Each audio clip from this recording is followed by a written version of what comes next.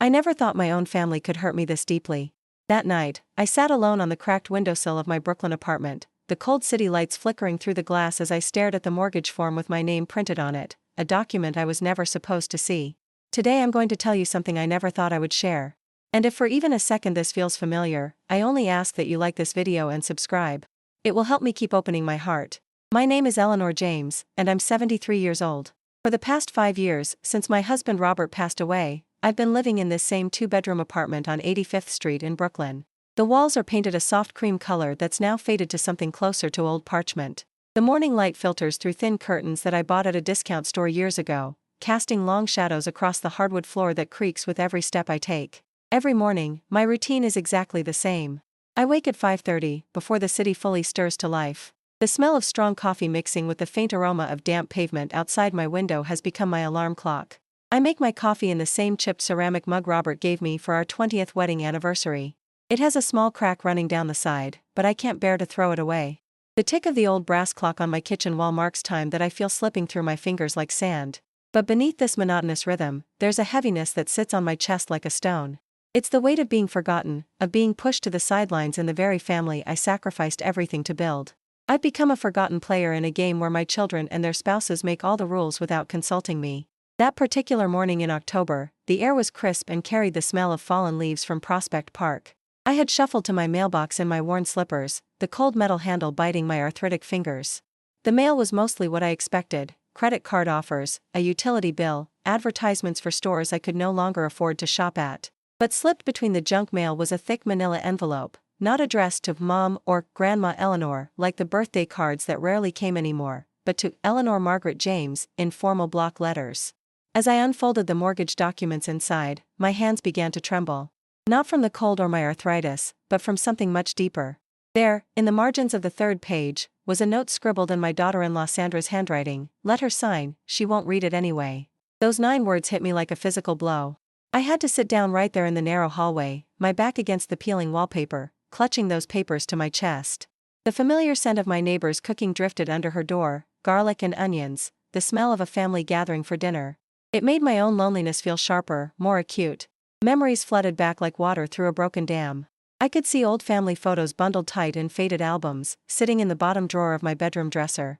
I could smell my late husband's pipe tobacco, still faint on his worn leather jacket hanging in the back of our closet. I could hear the laughter of my grandchildren echoing from what felt like another life, another version of myself who believed she was loved and valued. I had always imagined growing older surrounded by warmth and respect, maybe bouncing great-grandchildren on my knee while my children brought me soup when I was sick. But sitting there in that cold hallway, those dreams felt as fragile as tissue paper, ready to dissolve at the slightest touch. You see, I've been the backbone of this family for over 4 decades, even when supporting them left me broken and exhausted. Back in 1975, when my eldest son Michael was just 8 years old and my daughter Sarah was 5, I made the decision to leave my job as a bookkeeper at a small accounting firm in Manhattan. The pay had been modest but steady, and I had dreams of maybe working my way up, perhaps even getting my CPA license someday. But family came first. It always came first. I devoted myself entirely to raising my children in our small apartment in Bensonhurst. I stretched every dollar until it screamed, shopping at discount stores and clipping coupons from the Sunday paper. I sewed patches on their jeans when they wore through at the knees and made Halloween costumes from cardboard and old bed sheets. When they needed school supplies, I went without new shoes. When they wanted to join sports teams or take music lessons, I found the money somewhere, even if it meant eating pasta for dinner 5 nights in a row. My sacrifice account was always overdrawn, but I kept giving anyway.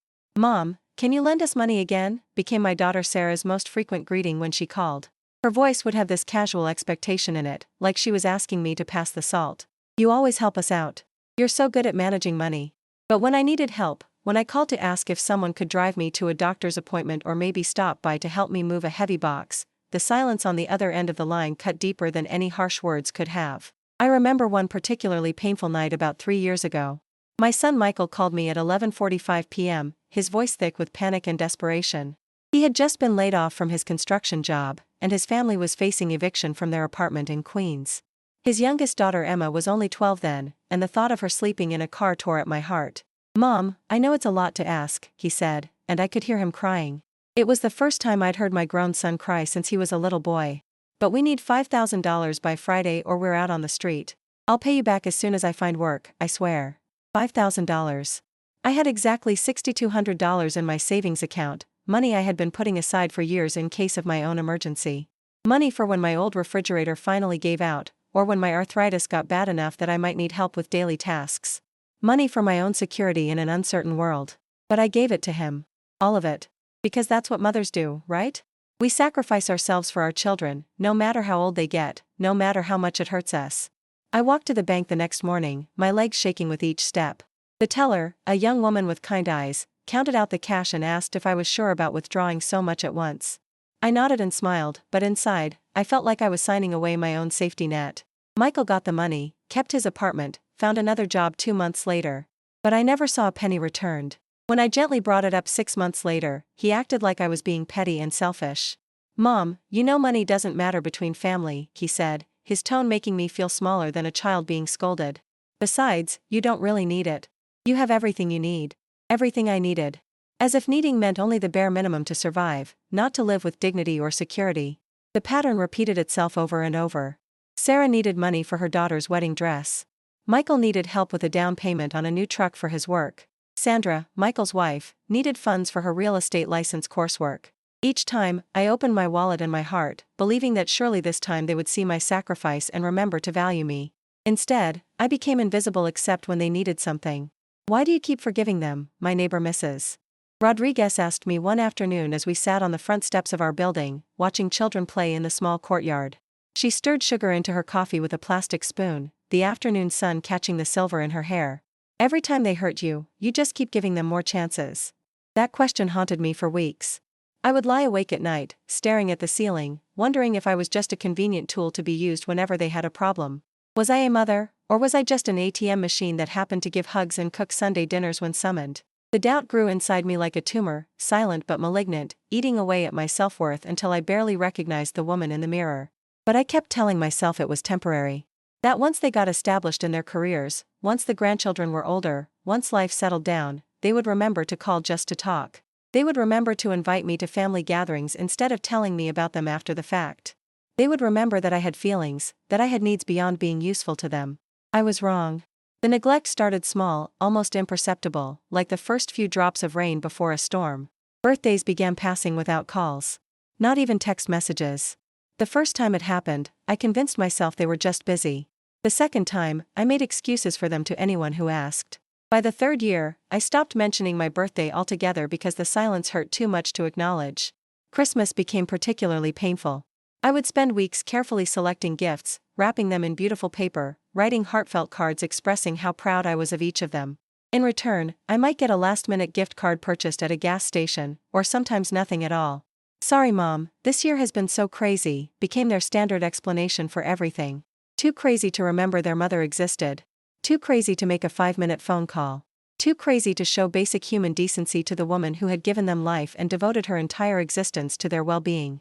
When my arthritis started getting worse about 2 years ago, the sharp, stabbing pain in my hands and knees would keep me awake at night. Some mornings, I could barely get out of bed, my joints feeling like they were filled with broken glass. The simplest tasks, opening jars, climbing stairs, even buttoning my coat, became monumental challenges. I called Sarah one particularly bad morning when I had run out of my pain medication and couldn't manage the trip to the pharmacy alone. My usual bus route required climbing a steep flight of stairs, and my knees simply wouldn't cooperate. "Can't you just call an Uber?" she asked, her voice distracted. I could hear her television in the background, some morning talk show interviewing a celebrity about their new movie. "I'm really swamped at work today." Swamped at work. As if I had never been swamped at work when she needed me. As if all those years I had dropped everything to care for her when she was sick, or scared, or heartbroken, had never happened. I ended up asking Mrs. Rodriguez to help me, and she drove me to the pharmacy without a single complaint, even helped me up the steps back to my apartment. Later that evening, I called Sarah to let her know I was feeling better, maybe hoping for an apology or at least an acknowledgement that she had let me down. "Oh good," she said simply. "I was worried about you." But her tone suggested she hadn't been worried at all. The doctor's visits became mine to handle alone. Sitting in sterile waiting rooms, filling out forms that asked for emergency contacts, I would hesitate over those blank lines. Who would they call if something happened to me? Who would care enough to drop their plans and rush to the hospital? The questions felt too dangerous to answer honestly. During one particularly lonely evening in September, I was sorting through old mail when I found a wedding invitation that had been delivered to the wrong apartment. It was for my neighbor's daughter, and seeing the elegant script announcing her upcoming marriage filled me with a bittersweet ache. I remembered my own children's weddings, how involved I had been in every detail, how central I had felt to their happiness. Now I wondered if they would even tell me if they decided to renew their vows. That's when the mortgage document arrived, like a final cruel joke from a universe that seemed determined to break whatever spirit I had left. I had been checking my mail that cold October morning, the kind of day when the city feels gray and hostile, when everything seems designed to remind you how small and insignificant you are. The pile of mail was the usual collection of bills and advertisements, nothing that required immediate attention. But there, sandwiched between a credit card offer and a furniture store catalog, was that thick manila envelope. The return address was from First National Mortgage Company, a name I didn't recognize. I almost threw it away, assuming it was another advertisement trying to convince me to refinance my apartment. But something made me open it, maybe just curiosity, maybe the fragment of hope that still lived somewhere inside me that someone, somewhere, was thinking of my financial well-being. The papers inside were dense with legal language, filled with terms like principal borrower and debt-to-income ratio and collateral security. But there, clear as day on the third page, was my name, Eleanor Margaret James. My social security number. My address. My signature line, waiting to be signed. For a moment, I felt a flicker of confusion rather than alarm. Had I applied for a mortgage and forgotten? Was this connected to some change in my apartment's ownership that I wasn't aware of? But as I read more carefully, I realized this wasn't about my apartment at all. This was for a house in New Jersey, a property I had never seen, for an amount of money I could never dream of borrowing. And that's when I saw the handwritten note in the margin, casual as a grocery list, let her sign, she won't read it anyway. Sandra's handwriting. I would recognize it anywhere. I had seen it on birthday cards and Christmas lists, on notes stuck to my refrigerator when she and Michael would visit. But never written about me with such casual cruelty, such breathtaking assumption that I was too stupid or senile to understand what I was signing. I sat down hard on my worn kitchen chair, the same chair where I had fed my children breakfast on countless mornings, where I had helped them with homework, where I had comforted them through heartbreaks and disappointments. The irony wasn't lost on me. The furniture that had witnessed me pour my life into theirs was now witnessing them try to steal what little I had left. My hands shook as I read through the document again, more carefully this time. It was a second mortgage on a house in Teaneck, New Jersey, using my name and credit as collateral. The monthly payments were more than my entire Social Security check. If I had actually signed this, I would have been financially destroyed within 3 months. But apparently, that didn't matter to them. They were counting on me being too trusting, too naive, too worn down by years of manipulation to actually read what they put in front of me.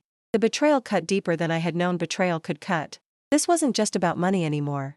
This was about them viewing me as a mark, a target, someone so worthless and disposable that they could forge my signature and steal my financial security without a second thought. I found myself crying, but not the gentle tears of sadness I had grown accustomed to. These were angry tears, hot and bitter, the kind that burned as they fell. I was angry at them, yes, but I was even angrier at myself for being surprised. How had I not seen this coming? How had I convinced myself for so long that their neglect and exploitation were just phases, temporary difficulties that love would eventually overcome? That afternoon, I did something I hadn't done in months. I called my grandson Tyler, Sarah's oldest boy who was now 26 and working as a teacher in the Bronx. Of all my grandchildren, Tyler had always been the most thoughtful, the one who sometimes called just to ask how I was doing. "Grandma Eleanor?" His voice sounded genuinely pleased to hear from me. "How are you? I was just thinking about you yesterday." For a moment, I almost broke down completely. When was the last time anyone had said they were thinking about me?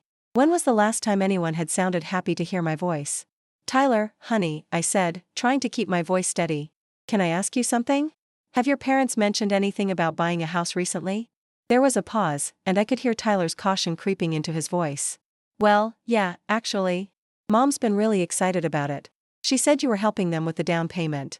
That was really generous of you, Grandma." My heart sank. They had already told the family that I was willingly participating in this fraud. If I tried to expose what they were doing now, it would look like I was going back on my word, like I was being vindictive or senile. "Did she mention which house?" I asked. "Someplace in New Jersey, I think. Mom said it has a big backyard for the kids." Tyler's voice was warming up, clearly happy to share family news. "She's been looking at furniture online, picking out colors for the bedrooms. I think they're supposed to close next month." Next month. They had been planning this for months, carefully laying the groundwork, telling family members that I was involved so that my eventual objection would look suspicious. It was a level of calculated manipulation that took my breath away. After I hung up with Tyler, I sat in my kitchen until the sun went down, staring at that mortgage document spread across my small table. The shadows lengthened and the apartment grew cold, but I couldn't bring myself to move. I felt paralyzed by the magnitude of what they were trying to do to me, and by the realization that maybe they had already succeeded in ways I was only beginning to understand. How long had they been talking about me like this? How many conversations had they had about my stupidity, my gullibility, my usefulness as a source of money they could access without consequence? How many times had they laughed about how easy it was to manipulate their mother, their grandmother, the woman who had sacrificed everything for their comfort and security? The thought made me physically ill. That night, I made myself a simple dinner of soup and crackers, but I could barely taste it. Everything felt different now. The apartment that had been my refuge felt like a trap. The photos on my mantelpiece, pictures of smiling family members at birthdays and holidays, felt like evidence of a lie I had been telling myself for years. I had always believed that if you loved someone deeply enough, if you sacrificed enough, if you forgave enough, eventually that love would be returned. But sitting alone in my darkened kitchen, I realized that my love had never been cherished. It had been taken for granted, exploited, and ultimately weaponized against me. For the first time in my adult life, I seriously considered what it would feel like to say no. Not just to a request for money, but to all of it. To walk away from people who saw me as nothing more than a convenient source of financial support and emotional labor. The idea terrified me. What if they decided to cut me out of their lives completely? What if I never saw my grandchildren again? What if I spent my remaining years entirely alone, with no family at all? But then I looked at that mortgage document again, at those callous words in Sandra's handwriting, and I realized something that had been trying to surface in my consciousness for years. I was already alone. I had been alone for a very long time. The only difference was that now, instead of being alone and exploited, I could choose to be alone and free. The next morning, I woke up with a clarity I hadn't experienced in decades. I made my coffee in Robert's old mug, but instead of feeling sad, I felt connected to his memory in a way that strengthened rather than weakened me. Robert had always been protective of me, sometimes to a fault. If he were alive now, he would be furious at how his children were treating me. He would have put a stop to this long ago. Maybe it was time for me to channel some of his protective instincts on my own behalf. I got dressed carefully that morning, choosing a navy blue dress that had always made me feel confident, and a string of pearls Robert had given me for our 25th anniversary. If I was going to confront my family, I wanted to look like someone who deserved respect, not like the pitiful old woman they seemed to think I was. The first call I made was to Michael. He answered on the fourth ring, sounding rushed and distracted. "Hi Mom, what's up? I'm actually just heading into a meeting, so make it quick. Make it quick." As if anything I had to say could only be worth a few moments of his valuable time. "Michael," I said, my voice steadier than I had expected it to be. "I received some mortgage documents yesterday with my name on them. For a house in New Jersey." The pause that followed was longer than it should have been for someone who was innocent. "Oh," he said finally. "Yeah, Sandra mentioned that. Look, Mom, we can talk about this later. I really can't get into it right now." "We need to talk about it now," I said, surprised by my own firmness. "I didn't apply for this mortgage. I didn't agree to co-sign anything. And I found a note in Sandra's handwriting that suggests you were planning to forge my signature." Another pause, longer this time. When Michael spoke again, his voice had changed completely. Gone was the rushed, distracted tone. Now he sounded defensive and angry. "Mom, I think you're confused. Nobody's forging anything. We just thought, since you're always talking about wanting to help the family, this would be a way for you to really make a difference. You'd be helping us secure a stable home for your grandchildren." The manipulation was so smooth, so practiced, that I almost fell for it. He had taken my financial exploitation and reframed it as a generous gift I should be grateful to give. He had made my objection sound selfish and unreasonable. "I never agreed to co-sign a mortgage, Michael. Look, Mom, you're getting older. Sometimes people forget conversations, or maybe they don't understand the full implications of what they're agreeing to. That's normal. But we're family. We would never do anything to hurt you." There it was. The suggestion that I was senile, that my memory couldn't be trusted, that my objections were the confused protests of an aging mind rather than the legitimate concerns of a woman whose trust had been violated. "I'm not confused, Michael. And I'm not signing anything." "Fine," he said, and now the anger was open, undisguised. "We'll figure something else out. But don't expect us to keep coming to you for help if you're going to be difficult about it." Difficult. As if protecting myself from financial fraud was unreasonable behavior. He hung up without saying goodbye. 20 minutes later, my phone rang. "Sarah." "Mom, Michael told me about your conversation," she began, her voice syrupy with false concern. "I'm really worried about you. This whole thing about mortgage documents and forged signatures, it doesn't sound like you. Are you feeling okay? Have you been taking your medications?" More gaslighting. More suggestions that my mental faculties were failing, that my justified anger was simply evidence of cognitive decline. I'm feeling fine, Sarah. What I'm feeling is betrayed by my own children. Mom, that's a terrible thing to say. We love you. We've always been there for you. Always been there for me. The lie was so brazen, so completely divorced from reality, that for a moment I was speechless. When have you been there for me, Sarah? When I needed a ride to the doctor. When I was in pain and needed help getting my medication. When I called just to talk because I was lonely. That's different, Mom. We have our own lives, our own responsibilities. But when it comes to the big things, the important things, we're always there. The big things. The important things. Like providing money. Like signing mortgage documents. Like being useful to them in concrete, measurable ways. This mortgage document is important, Sarah. And you weren't planning to be there for me when I ended up homeless because I couldn't make the payments. Oh my God, Mom, you're being so dramatic. Nobody was trying to make you homeless. We would have figured it out. Figured it out. After I had already signed away my financial security. I'm not signing it, I said. The silence stretched between us, and when Sarah spoke again, her voice was cold in a way I had never heard before. Fine. It's your choice. But don't blame us when we can't afford to visit as often anymore. Don't blame us when we can't include you in family activities because we're stuck in this tiny apartment that's not suitable for gatherings. Don't blame us when your grandchildren grow up barely knowing you because we couldn't provide them with a stable home environment. More manipulation. She was making my refusal to participate in my own financial destruction the cause of my potential isolation from the family. She was threatening to withhold access to my grandchildren unless I cooperated with their fraud. I hung up on her. For the next hour, I sat in my living room, my hands shaking not from arthritis but from adrenaline. I had never hung up on one of my children before. I had never refused a direct request for help. I had never stood up for myself so clearly and definitively. It felt terrifying and exhilarating at the same time. But the phone calls weren't over. That evening, Sandra called. Eleanor, she said, not even bothering with a greeting. I think we need to clear the air about this mortgage situation. Her voice was different than it had ever been when talking to me. Gone was any pretense of daughter-in-law affection.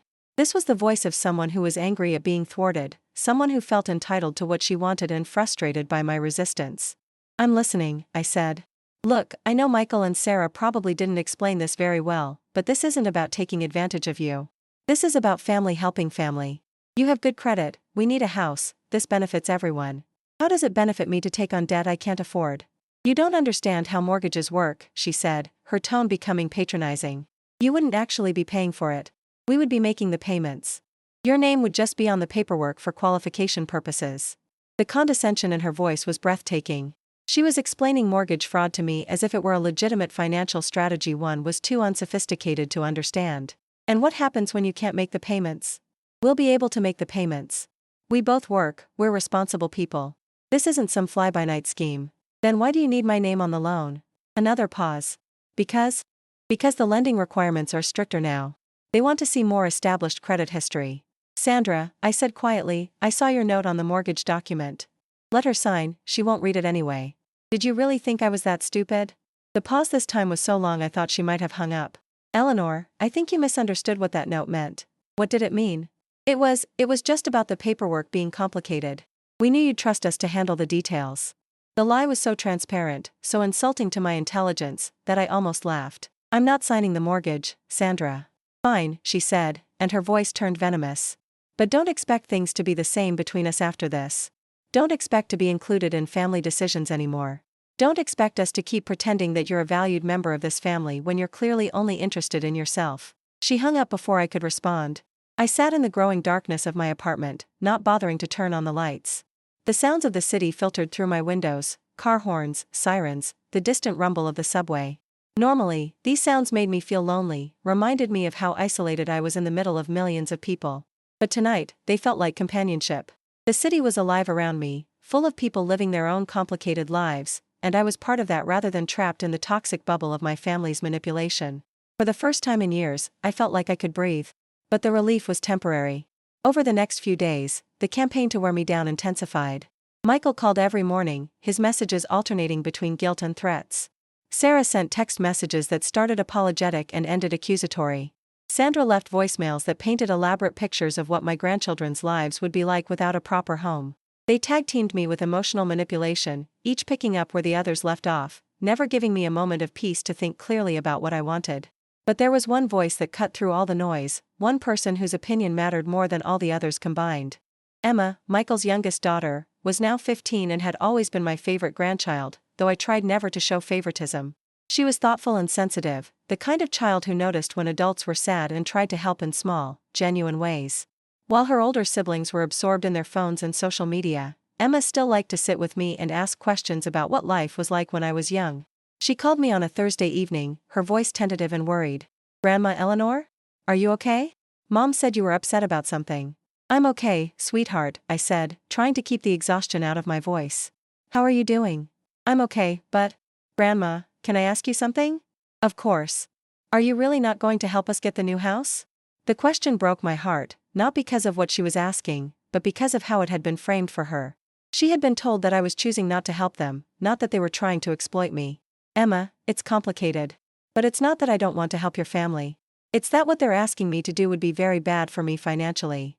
"Oh," she said, and I could hear her processing this information. Emma was smart enough to understand that adult financial decisions often involved competing interests, but generous enough to want everyone to be happy. "Can I tell you something, Grandma?"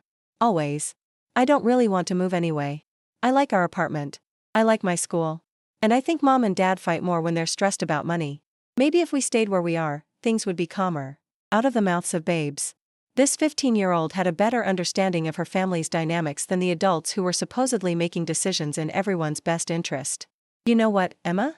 I think you're a very smart girl." "Grandma? Will I still be able to see you if we don't get the house?" Mom said things might be different. There it was. They were using Emma as emotional leverage, suggesting that my refusal to participate in mortgage fraud would somehow affect my relationship with my granddaughter. I will always want to see you, no matter what happens with your parents. If you ever want to visit, or if you ever need someone to talk to, you call me. Okay? Okay. I love you, Grandma." "I love you too, sweetheart."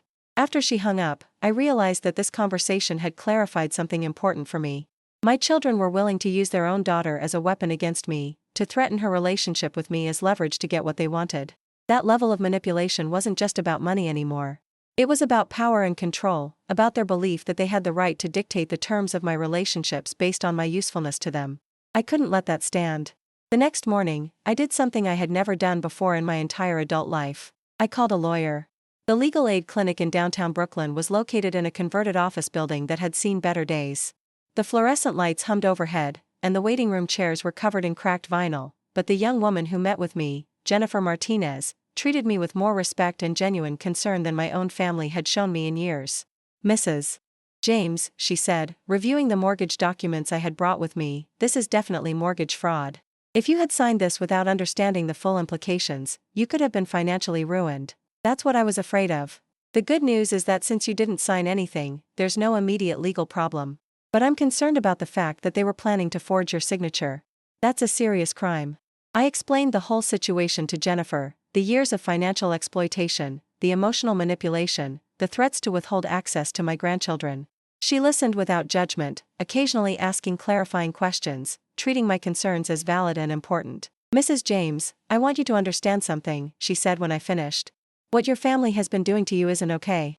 Adult children asking for occasional help is normal. Parents wanting to support their children's dreams is normal. But what you're describing is financial abuse.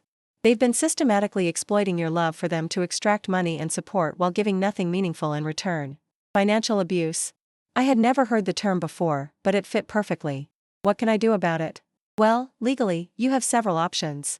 You could report the attempted mortgage fraud to the police. You could pursue civil action for the money they've taken from you over the years. But more importantly than the legal remedies, you need to set boundaries. You need to decide what behavior you're willing to accept and what consequences there will be when those boundaries are crossed." Jennifer gave me several pamphlets about financial abuse of elderly people, along with her business card and the phone numbers of several support groups. As I walked out of her office, I felt something I hadn't experienced in years: validation. A professional, objective third party had confirmed that my feelings weren't the paranoid delusions of a senile old woman. They were the legitimate concerns of someone whose trust and generosity had been systematically exploited. That afternoon, I made a decision that would have been unthinkable just a week earlier. I went to my bank and opened a new checking account, transferring most of my savings into it. Then I called my old bank and revoked Michael and Sarah's access to my original account. They had had emergency access for years, supposedly in case something happened to me and they needed to pay my bills. But I realized now that this access was just another vulnerability they could exploit. When I got home, there were 6 missed calls from Sandra and 3 voicemails from Michael, each more frantic than the last.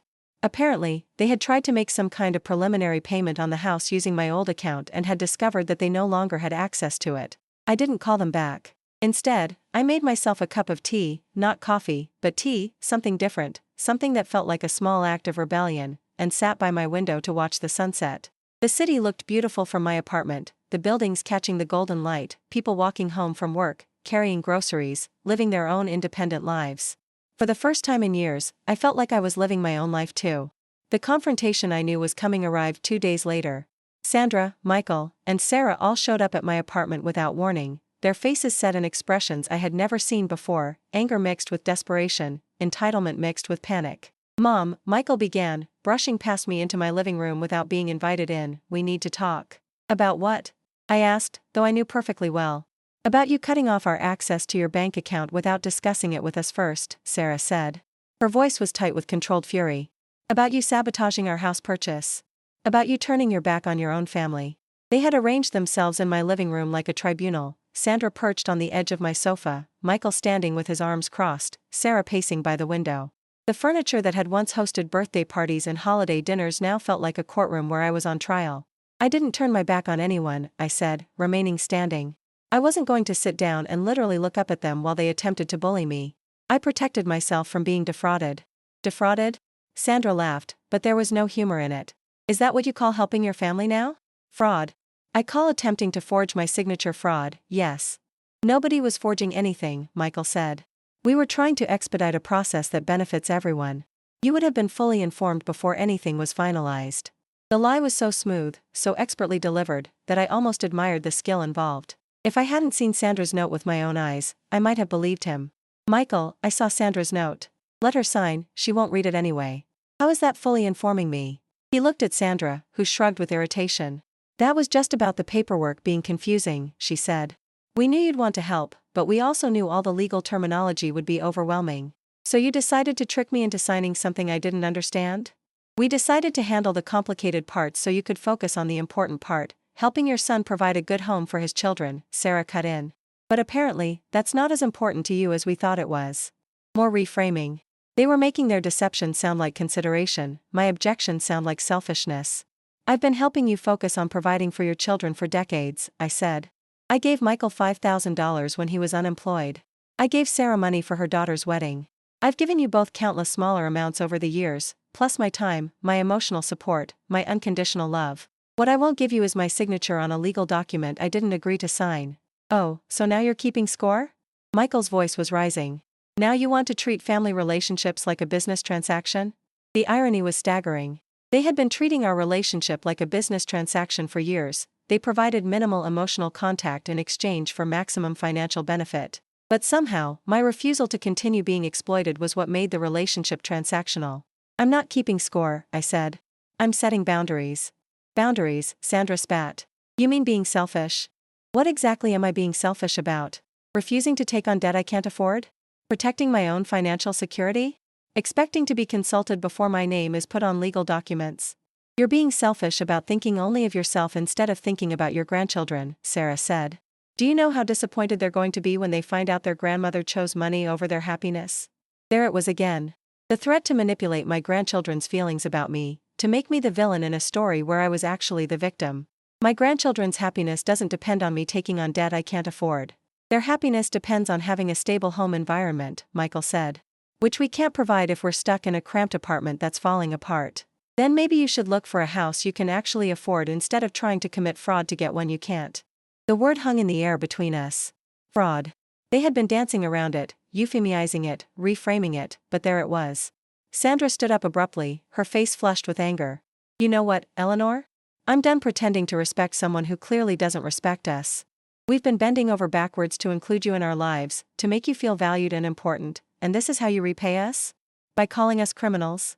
How exactly have you been making me feel valued? By forgetting my birthday? By ignoring me when I need help? By only calling when you need money?" "We call you plenty," Sarah said defensively. When? When was the last time any of you called just to see how I was doing? When was the last time you invited me to something without me having to ask?" When was the last time you treated me like I mattered for reasons other than my bank account? The silence that followed was telling. They couldn't answer because the answer was never, or so long ago that none of us could remember. We're busy, Mom, Michael said finally. We have jobs, kids, responsibilities. We can't call every day to chat. I'm not asking you to call every day. I'm asking you to call occasionally. I'm asking you to remember that I exist when it's not convenient for you.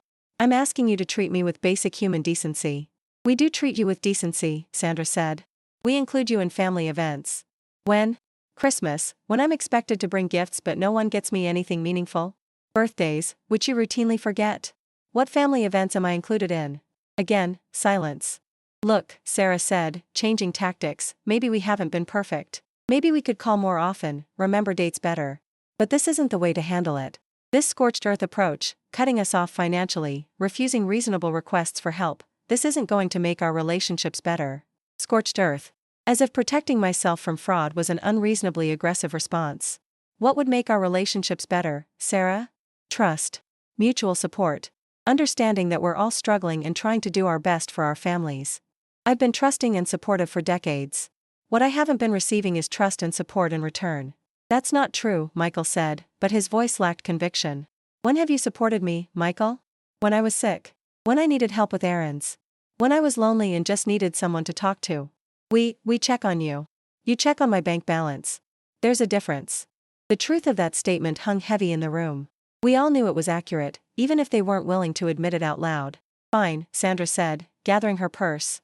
If this is how you want things to be, then this is how they'll be. But don't expect us to keep making an effort when you've made it clear that our effort isn't appreciated. What effort? I asked, genuinely curious. She didn't answer.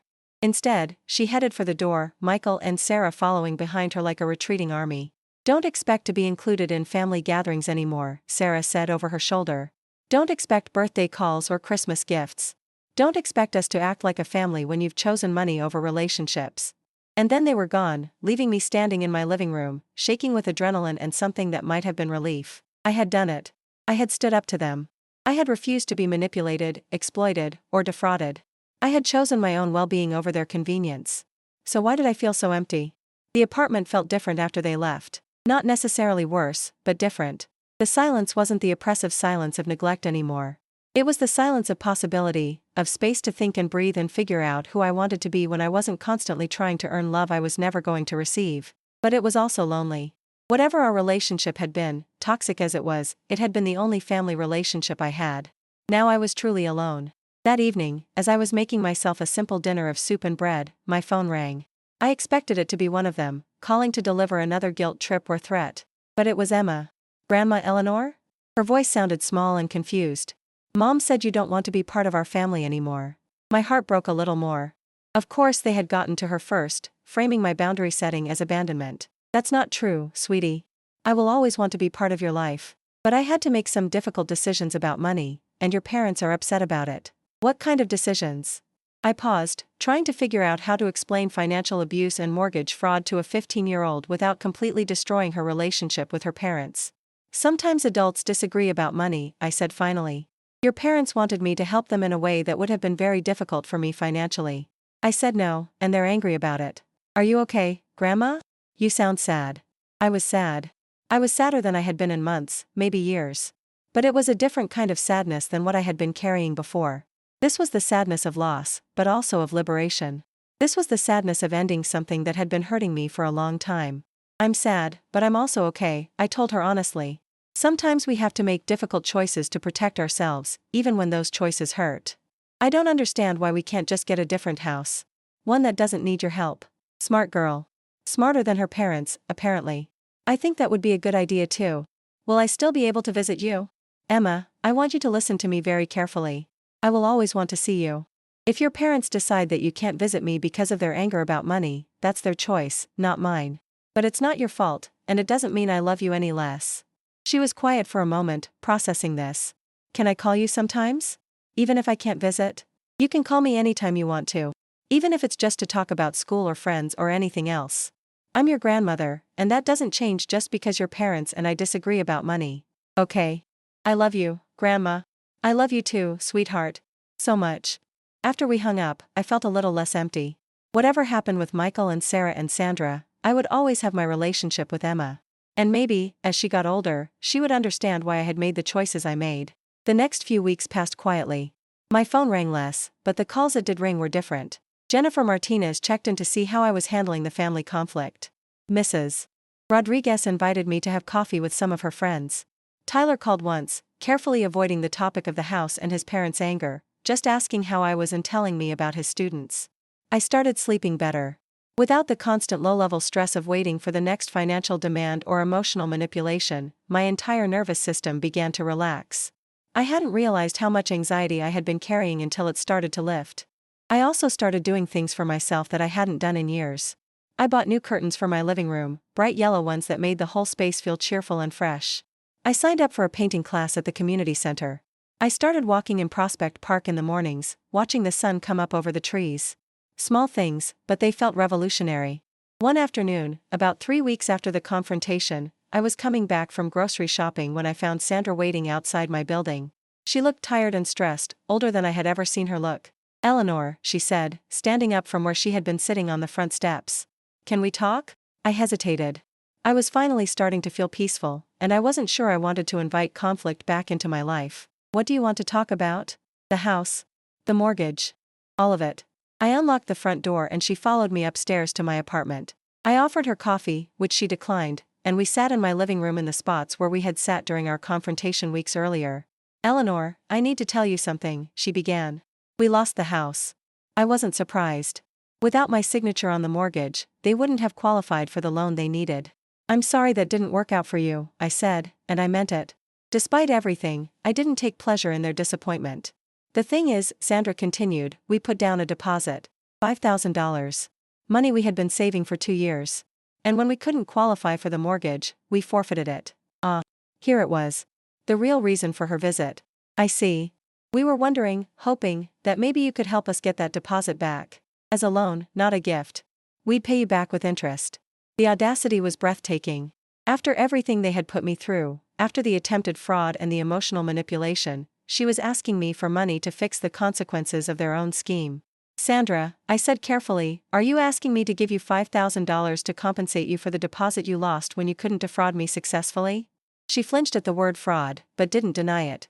"I'm asking you to help us recover from a situation that got out of hand. We made mistakes, I admit that. But we're family, and families help each other."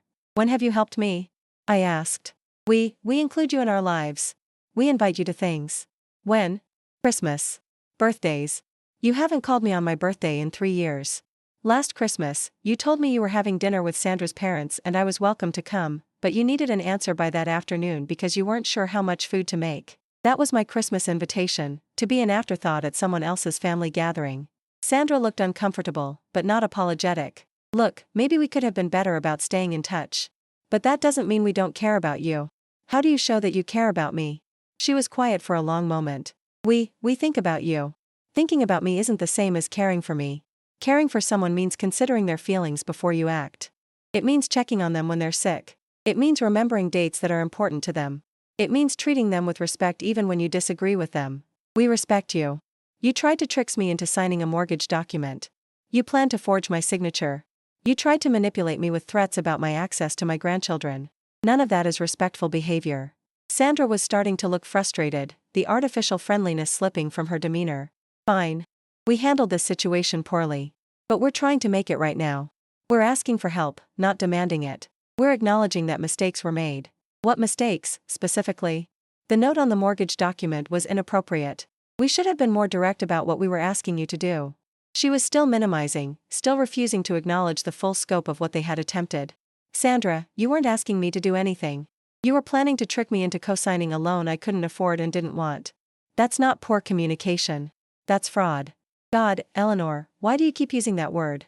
We're not criminals. We're your family who made a bad decision under financial pressure. The decision to commit mortgage fraud is a criminal decision, regardless of your relationship to the victim. Fine. Whatever you want to call it. It was wrong, and we're sorry. But punishing us forever isn't going to make anyone's life better.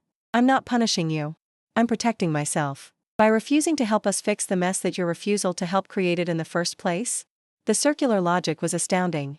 She was blaming me for the consequences of their attempted fraud, making me responsible for fixing problems they had created through their own unethical behavior. Sandra, I want you to listen to me very carefully, I said. I did not create this mess. You created this mess by trying to put my name on a mortgage without my knowledge or consent. The fact that your scheme failed and cost you money is not my responsibility to fix. So that's it? You're just going to let us lose $5,000? You lost $5,000 when you gambled it on a fraudulent mortgage application. That loss has nothing to do with me. She stared at me for a long moment, and I could see the exact moment when she realized I wasn't going to give in. Michael was right about you, she said, her voice turning cold. You have changed. You used to care about family.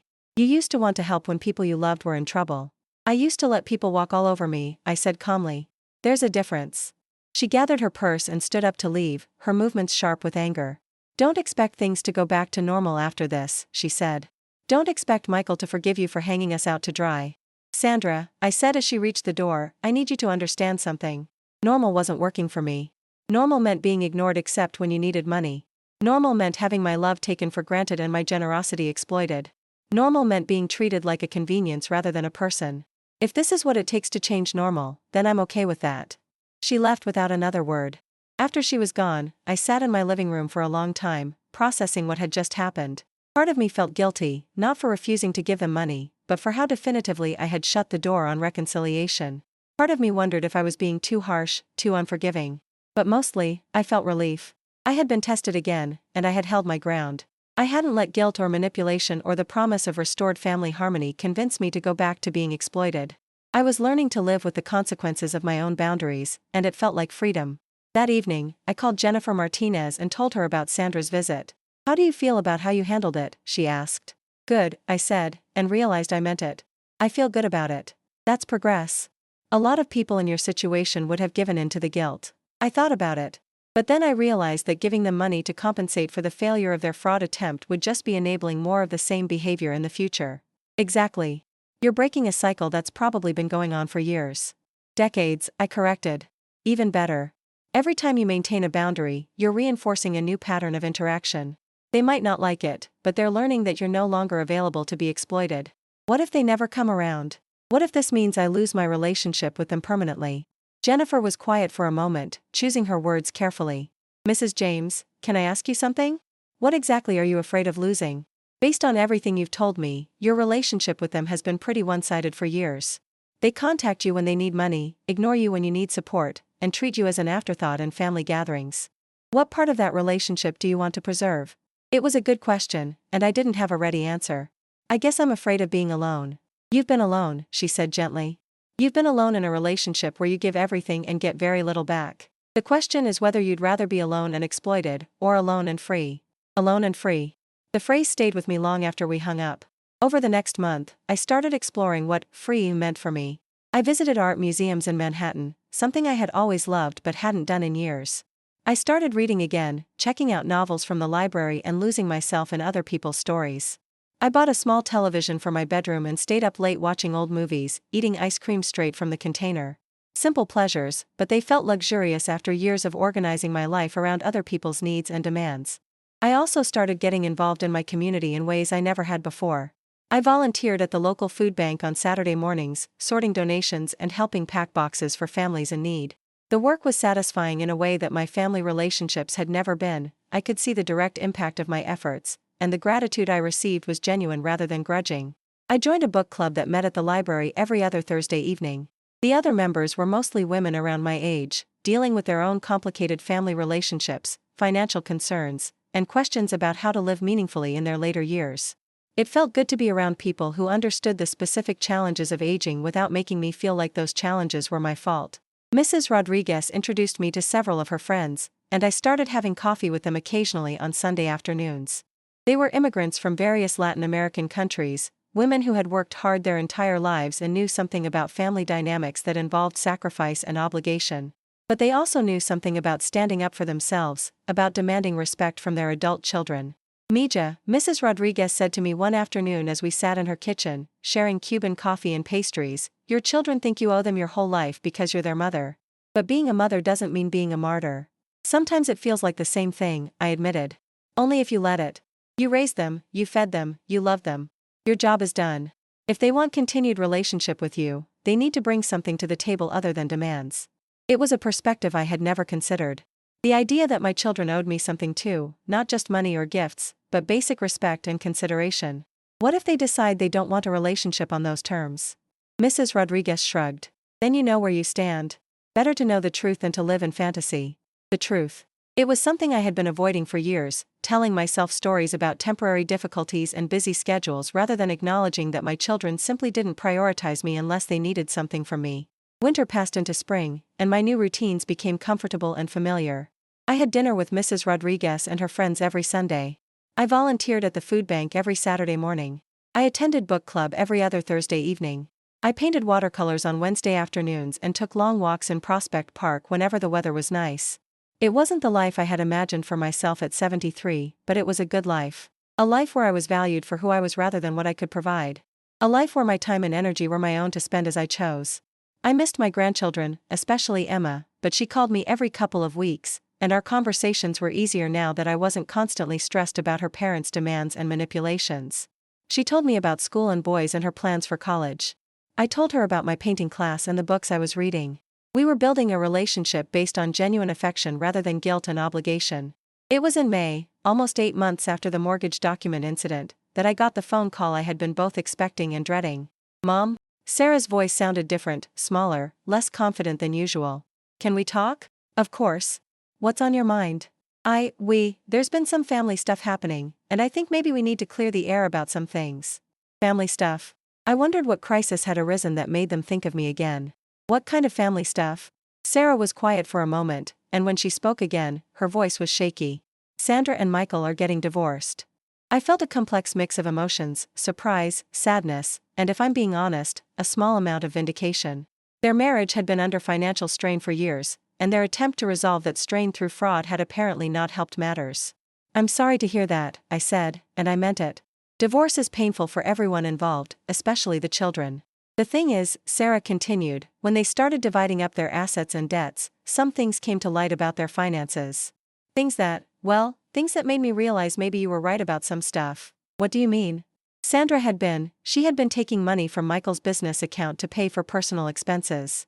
Without telling him. For months. And when the mortgage thing fell through and they lost the deposit, she blamed you in front of everyone, made it seem like it was your fault they were in financial trouble. But it turned out there were other issues. I waited for her to continue. "Michael found out she had been lying about a lot of things. About how much money they had, about what they could afford, about how they were planning to use your name on the mortgage to qualify for more than they had any hope of paying back." "Sarah, I know this is probably difficult for you, but why are you telling me this?" "Because I owe you an apology. Because we all owe you an apology. Because I went along with something that I knew wasn't right, and I convinced myself it was okay because it was family helping family. But it wasn't family helping family. It was taking advantage of you." The apology I had been waiting for years. But now that it was happening, it felt less satisfying than I had expected. "Thank you for saying that. Mom, is there any way we can try to fix this? Is there any way we can go back to being a family?" It was the question I had been asking myself for months. Did I want to go back? And if so, back to what? What would that look like, Sarah? I don't know. Better communication. More respect for your boundaries. Maybe we could spend time together that isn't about asking you for things. When was the last time we spent time together that wasn't about asking me for things? She was quiet for a long moment. I honestly can't remember. Neither can I. Which suggests that maybe what we had before wasn't actually a family relationship. Maybe it was something else, a one-sided support system where I provided resources and you provided minimal contact in return. That's a harsh way to put it. But is it accurate? Another long pause. Yeah. I think maybe it is. It was the first moment of complete honesty we had shared in years. "Sarah, I appreciate your apology. I really do. But I need more than an acknowledgement that you treated me badly. I need to know that you understand why you treated me badly, and I need to see evidence that things would actually be different going forward." "What kind of evidence?" "Real relationship. Regular contact that isn't about needing something. Inclusion in family activities that isn't contingent on my financial contributions. Respect for my decisions even when they're inconvenient for you." I think we could do that. You think you could, or you will? We will. We'll try. Trying isn't enough anymore, Sarah. I'm 73 years old. I don't have time to waste on relationships that might get better someday. I need relationships that are good for me now. She started crying then, soft sniffles that reminded me of when she was a little girl and had scraped her knee or hurt her feelings. I miss you, Mom. I miss having you in my life. I miss you too, sweetheart. But I don't miss being taken advantage of. And I don't miss feeling like I have no value beyond my bank account. We never thought of it that way. How did you think of it? I guess we thought of you as always being there. Like a safety net. We figured you'd always be willing to help because you love us. I do love you. But love without respect isn't enough anymore. We talked for another hour, and by the end of the conversation, we had agreed to try to rebuild our relationship on a different foundation. Sarah would start calling me once a week, just to talk. She would include me in family plans that were made more than a day in advance. She would respect my decisions about my own money and my own life, even when those decisions didn't benefit her directly. In return, I would try to be open to reconciliation, but only if these changes were real and sustained. What about Michael? I asked as we were wrapping up the call. He's dealing with the divorce stuff right now. And honestly, I think he's embarrassed about how everything went down. But I think he'd like to talk to you eventually. And Sandra? Sandra is out of the picture. Whatever relationship you want to have with Michael and the kids, it won't involve her. That was probably for the best. Sandra had been the driving force behind much of the manipulation and exploitation, and it would be difficult to rebuild family trust with her involved. Over the next few months, Sarah did make an effort to keep her promises. She called me every Sunday evening, and our conversations gradually became more natural and less stilted. She invited me to Emma's graduation from high school, giving me 2 weeks' notice instead of 2 hours. She asked about my art class and my volunteer work, showing genuine interest in my life outside of being her mother. It wasn't perfect, and there were moments when I could feel her slipping back into old patterns of entitlement and assumption. But she caught herself, and when I pointed out problematic behavior, she apologized and corrected course instead of getting defensive. Michael took longer to come around. He called me in July, about 3 months after Sarah's initial apology. Mom, he said, his voice heavy with exhaustion, I owe you a huge apology. Go ahead. I was so focused on providing for my family that I lost sight of how I was treating you. Sandra kept saying you had plenty of money and wouldn't miss whatever we borrowed, and I wanted to believe that because it made it easier to keep asking. Michael, you didn't just ask. You attempted fraud. I know that now. At the time, I convinced myself it wasn't really fraud because we intended to pay for everything ourselves.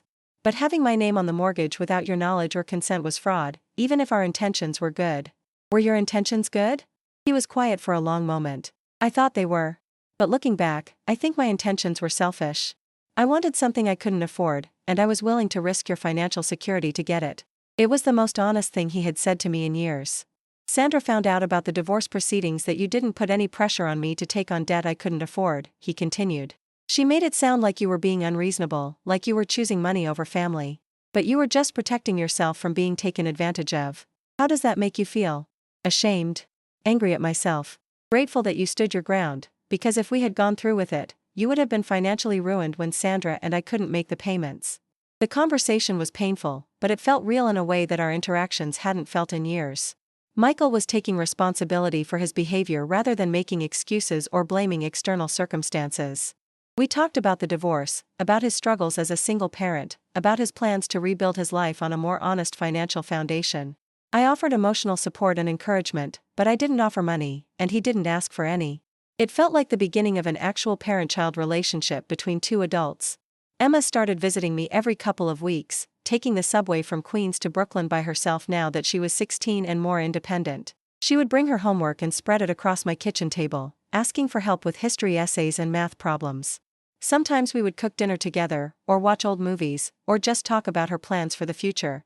These visits were precious to me in a way that previous family interactions had never been. There were no hidden agendas, no manipulation, no requests for financial support disguised as family bonding. Emma enjoyed my company for its own sake, and I enjoyed hers. It was during one of these visits, on a Saturday afternoon in October, almost exactly a year after the mortgage document incident, that Emma asked me about what had happened with her parents. Grandma Eleanor, can I ask you something kind of personal? Of course. Last year, when there was all that stuff about the house and the mortgage and everyone being mad at each other, what was that really about? I had been dreading this question, knowing it would come eventually but not sure how to answer it honestly without poisoning Emma's relationship with her parents. It was about money, I said carefully. And about respect. Your parents wanted me to help them buy a house in a way that would have been financially dangerous for me. When I said no, they got angry. But why did they get so angry? I mean, if you couldn't afford to help, wouldn't they want to protect you from financial problems? Smart girl. She had identified the core issue: people who truly care about you don't try to manipulate you into financial decisions that could hurt you. I think your parents were under a lot of financial stress, and stress can make people do things they wouldn't normally do. Do you think they were trying to take advantage of you? The question was asked with the directness of a teenager, but the insight it showed was remarkable. I think they were willing to put my financial security at risk to solve their own financial problems. Whether they thought of it as taking advantage might depend on how you define that phrase. Emma was quiet for a while, processing this information. I'm glad you said no, she said finally. Why? Because if you had ruined yourself financially to help them, you might not have been able to take care of yourself now. And I like being able to visit you here, in your own place, where you're independent and happy. Happy? When had I become happy? I realized that somewhere over the past year, without consciously noticing it, I had indeed become happy. Not constantly, not without moments of sadness or loneliness, but overall, genuinely happy with my life. I'm glad I said no too, I told her. That evening, after Emma went home, I sat by my window with a cup of tea, looking out at the city lights. It was exactly 1 year since I had sat in the same spot, staring at that mortgage document and feeling like my world was collapsing. But my world hadn't collapsed. It had transformed. I had lost relationships that were based on exploitation and gained relationships that were based on genuine affection. I had lost the identity of the endlessly giving mother and gained the identity of a person with boundaries and self-respect. I had lost financial vulnerability and gained financial security. Most importantly, I had gained myself. The phone rang, interrupting my reflection. It was Tyler, calling to tell me about his new teaching job and to ask if I wanted to have brunch with him the following weekend. I'd love that, I told him. Great. And Tyler, would you like me to bring anything? Just yourself, Grandma. Just yourself.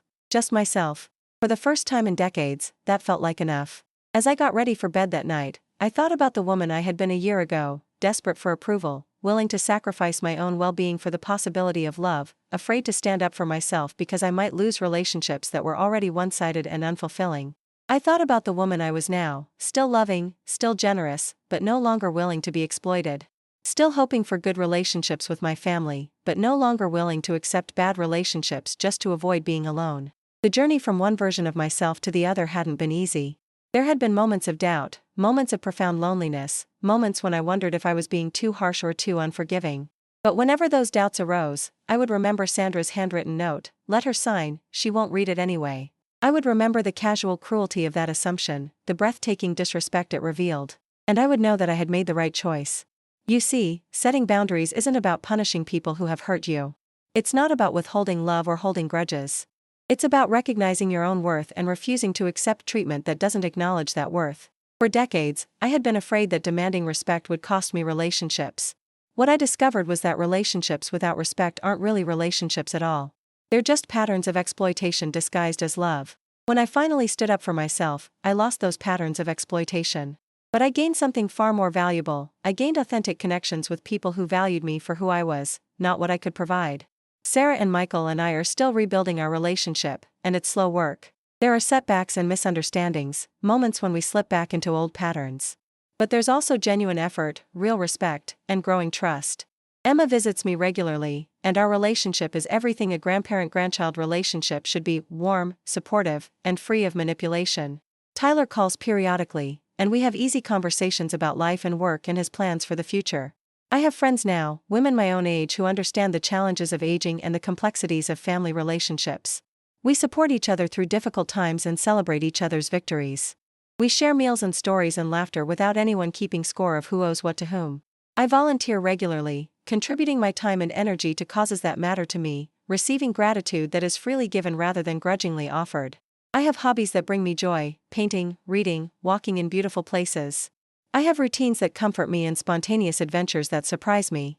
In short, I have a life.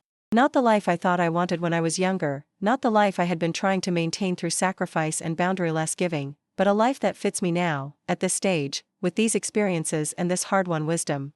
If you're listening to this story and recognizing pieces of your own experience, I want you to know something: you are not too old to reclaim your life. You are not too set in your ways to establish boundaries.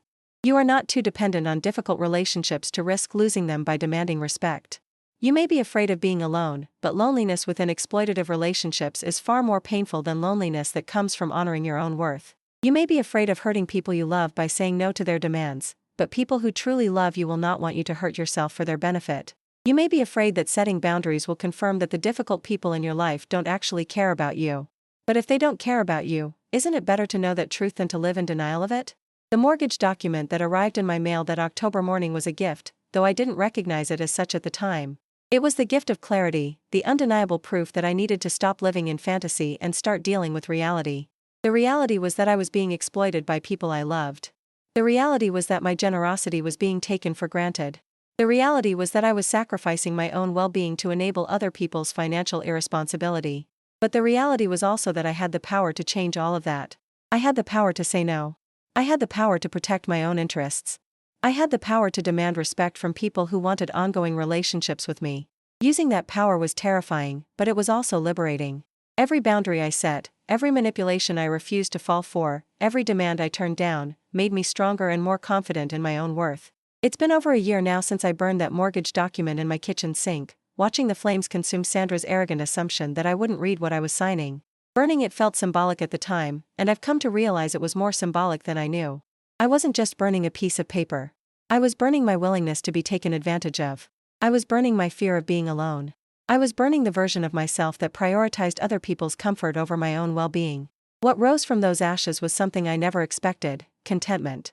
Not the desperate happiness that depends on other people's approval, but the quiet satisfaction that comes from living authentically, from making choices based on your own values rather than other people's expectations.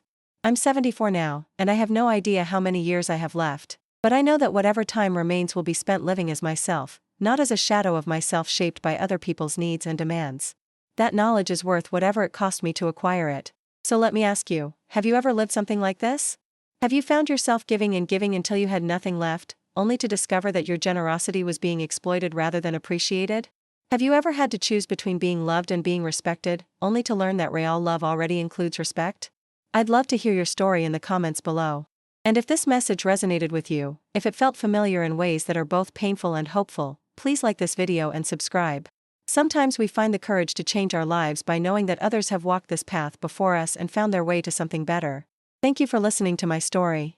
Thank you for giving me a place to share the hardest lesson I've ever had to learn and the most important victory I've ever won. Thank you for reminding me that I'm not alone in this complicated, beautiful, difficult work of learning to love ourselves enough to demand love in return.